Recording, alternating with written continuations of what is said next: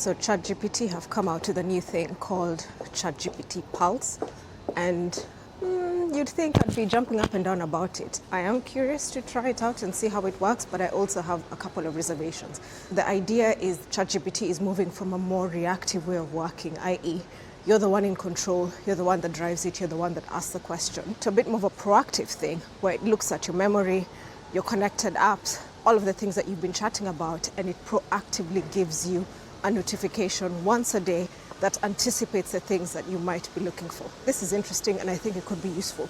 And notably, the examples they gave in the article are very much linked to personal use rather than professional use. So I can think of a couple of examples where it would be useful. Let's say I was researching something important about a week ago, didn't really get the answer I wanted, let it go. And then in that time, a new piece of research, news, or a development has happened, and then ChatGPT uses the Pulse thing to come back to me and give me the outcome. That is a great use of Pulse. My general hesitation is around this shift of ChatGPT sort of being proactive and feeding you information, rather than the current approach, which the person using it is in the driver's seat, they're in control, they're the one who anticipates the interactions that they will have with the AI. And the reason I say this is because we're basically having conversations about people outsourcing the cognitive load to tools like this. And I think it can be useful where you're using it as a strategic partner.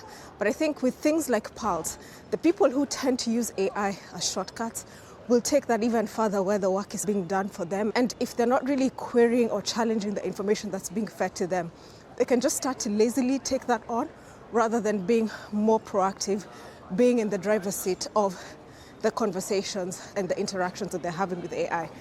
I haven't tried it yet. I will, of course, be trying it, but I'm just curious to hear just your initial human response to this. Like, I think it will be useful, but only if people use it in a particular way and aren't overly reliant on it, but sort of use it as an additional tool or a bonus. Do we think that AI is going to get to that point where it's almost like a personal assistant? I think it might do. I'm curious to hear which route they take to get there.